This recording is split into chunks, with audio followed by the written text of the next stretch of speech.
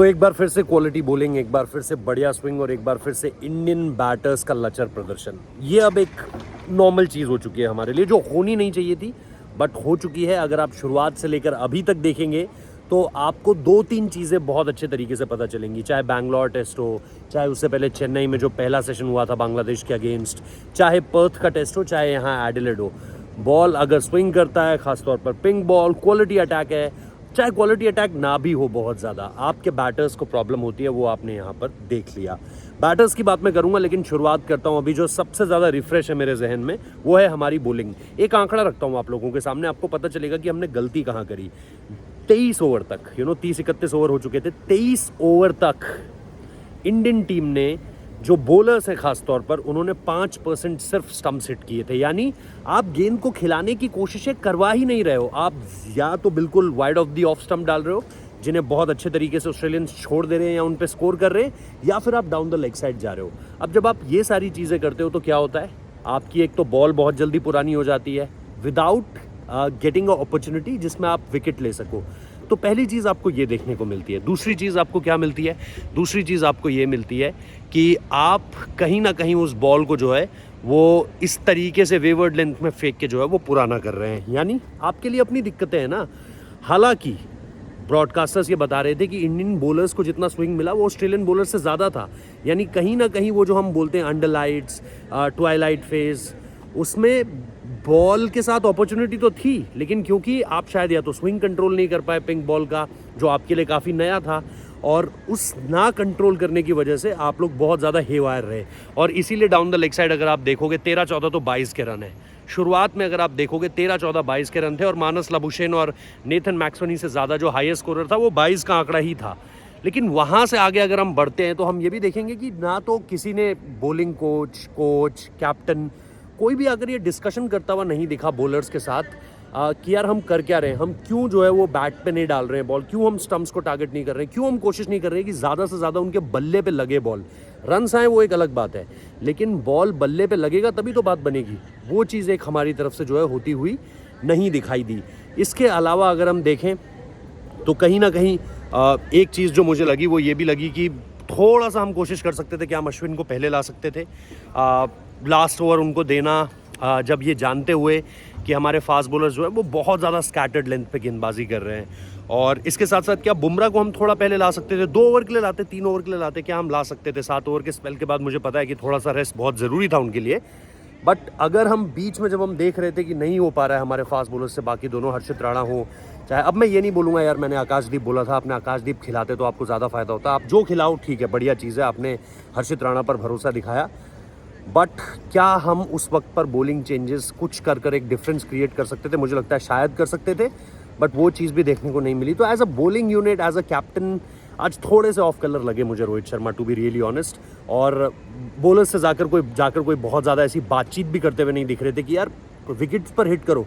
अब वहाँ बोल रहे हो और कोई मान ना रहा, वो एक अलग बात है, लेकिन जो मैंने देखा यहाँ एडिलेड ओवल में वो आपके सामने रख रहा हूँ। अब आते हैं बैटिंग पर जैसा मैंने कहा, ज़रा सी सिचुएशन टफ होती है, हमारे बैटर्स जवाब दे जाते हैं, हर कोई जवाब दे जाता है। नीतीश कुमार रेड्डी ने बहुत ज़बरदस्त खेला, एक बार फिर से फेयरलेस क्रिकेट खेली, लेकिन कहीं ना कहीं आपको लगता है कि उनके अलावा जब आप किसी को भी देखते हो, शुरुआत में आज अगर आप देखो यशस्वी जायसवाल चलो पहली बॉल पे आउट हो गए, छोड़ देते हैं। केएल राहुल उस कैच, वो जो नो बॉल पे कैच आउट हुए वो, और उन्होंने देखा भी नहीं स्निकोमीटर पे कोई साउंड नहीं था, उसके बाद से बहुत ज़्यादा अनकंफर्टेबल लगे। फिर कैच भी छूट गया स्लिप में, उस्मान ख्वाजा ने कैच छोड़ दिया, ऐसा लगा कि अब अपने लक पर राइड करना चाहते हैं यहाँ से आगे।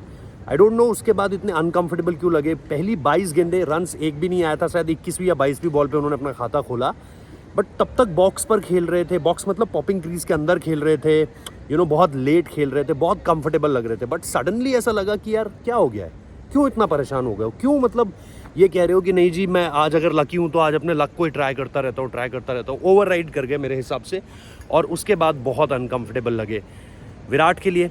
आई थिंक वो अनसर्टेनिटी कॉरिडोर अगर आप देखोगे, बॉल मूव भी नहीं कर रहा था यार इतना ज़्यादा, जिसके बावजूद भी हमने देखा कि विराट कोहली जो है उस समय पर एक ऐसी गेंद पर आउट हुए, मतलब इस तरह का डिसमिसल था जो एक तो रेपिटेटिव था पिछले मैच में भी, और यहाँ पर भी इस तरह के डिसमिसल्स पता है आपको इंग्लैंड में जाकर दिखते हैं ज़्यादा, जहाँ पर आप बहुत अनश्योर होते हो कि गेंद कितना ज़्यादा स्विंग करेगा, कहीं लास्ट मोमेंट पे अंदर तो नहीं आ जाएगा। बॉल स्वर्व कर रहा था विकेट के बाद। अगर आप देखोगे विकेट के बाद जब बॉल तैरता है ना, और ये इंग्लैंड न्यूजीलैंड में काफ़ी ज़्यादा होता है कि बॉल स्वर्व करता है, बट यहाँ पर वो डिसमिसल और रिपीटेटिव डिसमिसल है। विराट कोहली के स्टेचर के बल्लेबाज का जितना स्टेचर है उनका, उससे आप उम्मीद नहीं करते कि बैक टू बैक इनिंग्स में सिमिलर तरह के डिसमिसल्स आपके होंगे। और आप पिछले कुछ समय में ऐसे 3-4 डिसमिसल्स उनके निकाल सकते हो जहाँ पर आपको लगा कि यार सिमिलर पैटर्न पे जो है मल्टीपल टाइम्स आपको आउट होते हुए दिखाई दे रहे हैं। तो एक चीज़ आपकी वो हो गई। इसके अलावा अगर आप देखोगे, शुभमन गिल से मैं डिसअपॉइंटेड इसलिए हूँ क्योंकि इतना बढ़िया खेल रहे थे। आज अगर आप पूरे दिन का गेम देखोगे, उनसे ज़्यादा बेहतर किसी ने नहीं खेला है, लेकिन उसके बाद भी सीधा लाइन मिस कर गए पूरी तरीके से। सेटअप करने की भी कोशिश की गई उन्हें, बैकफुट पर धकेला गया उन गेंदों से पहले, लेकिन उसमें अगर आप देखोगे तो शुभमन गिल भी जितने ब्रिलियंट लग रहे थे आज, एक बल्लेबाज जो सबसे ज़्यादा कॉन्फिडेंट लग रहा था, और उसके बाद वो जो विकेट आया उनका और विराट का, और फिर देन आपने देखा एक तरीके से झड़ी लग गई। लंच के ठीक टी के ठीक बाद आपने देखा रोहित शर्मा आउट हो गए। अगेन वही फुट प्लांट नहीं कर पा रहे हैं, पैर नहीं निकाल पा रहे हैं। वो सारी चीज़ें जब आपको देखने को मिली तो आपको यही लगा कि यार इंडियन बैटर्स की वही सारी दिक्कतें एक बार फिर से निकल कर आ गई हैं। मतलब बेहतर हम कर सकते थे यार, विदाउट अ डाउट। शुरुआत में कुछ इतना ज़्यादा तकलीफ भी नहीं थी, बट हमने 69 for 1 से, मतलब हम अगर 180 पर ऑल आउट हो जा रहे हैं तो आपको भी पता है गलती कहाँ है। गलती हमारी बल्लेबाजी पर है। जितनी आसानी से हमने विकेट एक तरीके से गिफ्ट कर दिए। ऐसा नहीं था कि बहुत ब्रिलियंट बॉलिंग हो रही थी, ऐसी बॉलिंग हो रही थी कि अनप्लेबल, एक भी बॉल ऐसा नहीं था जिसे आप बोलो कि अनप्लेबल बॉल था, लेकिन उसके बावजूद भी हमारे बैटर्स ने जो है वो हथियार डाल दिए। अब ये है कि एक बार फिर हम जसप्रीत बुमराह, मोहम्मद सिराज, इन सब से ये उम्मीद करते हैं कि कल सुबह जब आएंगे, मैंने रायन डिस्काटे से भी पूछा कि क्या आपको लग रहा है कि वो जो एक मेमोरी है पर्थ की, कि भाई पहले दिन पिछड़ गए, उसके बाद वापस भी आ गए, अगले दिन गेम को कमांड में ले लिया, क्या वो हो सकता है? उन्होंने कहा एग्जैक्टली हम लोग भी वही बात कर रहे हैं। उस तरह की सिचुएशन ही है मोटिवेट करने के लिए खुद को, कि वो चीज़ हम रिपीट यहाँ पर एक बार फिर से इस टीम के साथ कर सकते हैं। सो अगर वो होता है, उससे बढ़िया और कुछ भी नहीं होगा।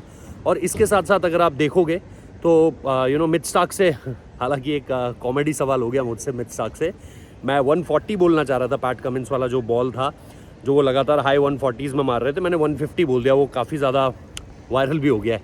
तो और लोग उस पर आर्टिकल्स भी लिख रहे हैं, बहुत सारी चीज़ें हो रही है, पता नहीं, बट वो बाय मिस्टेक मुझसे हो गया कि मैं शायद फ्लो में, क्योंकि दूसरा सवाल था, मैं जल्दी से उनसे वो 2 सवाल करना चाह रहा था, तो शायद गलती से 150 बोल दिया मैंने 140 की जगह। और मिचेल स्टार्क ने बड़ी हैरानी से पूछा कि पैट कमिंस ने क्या 150 डाली आज? मैंने कहा sorry if I said 150, I mean to say 140। तो खैर उनसे भी मैंने इस चीज़ के बारे में पूछा, और मैंने ये भी कहा कि क्या आपको लगता है, और मुझे एक चीज़ जो सबसे ज़्यादा लगी ना, शायद ऐसा हुआ कि पिंक बॉल का जो इतना ज़्यादा स्विंग था, क्योंकि ब्रॉडकास्टर्स बता रहे थे कि इतना बॉल स्विंग पहले दिन कभी भी नहीं हुआ पिंक बॉल के टेस्ट इतिहास में। तो इंडिया को जो स्विंग मिल रहा था वो बहुत ज़्यादा मिल रहा था, और मुझे ऐसा लगता है, शायद ये मेरी अपनी पर्सनल ऑब्जर्वेशन है, कि इंडिया उसे कंट्रोल करने में थोड़ी सी नाकाम रही, इसीलिए बॉल बहुत ज़्यादा डाउन द लेग साइड जा रहा था, वाइड ऑफ और आउटसाइड ऑफ स्टंप जा रहा था। वो एक बड़ा रीज़न था। बाकी आप लोग बताइए आपका क्या फीडबैक है इस पहले दिन से। ऑप्टिमिस्टिक हूँ कि दूसरे दिन बेहतर हो पाएगा, लेकिन उम्मीद थोड़ी सी कम है, क्योंकि जिस तरीके से लाबुशेन और मैक्सवेनी खुद को अप्लाई कर चुके हैं, पहला 1 घंटा ऑब्वियसली क्रूशल होगा, बट लेट्स सी क्या होता है। Second new ball could be a chance, वहाँ से चीज़ें शायद बदल जाएं, बट अभी उसके लिए भी बहुत वक्त इंतज़ार करना है। Thank you so much.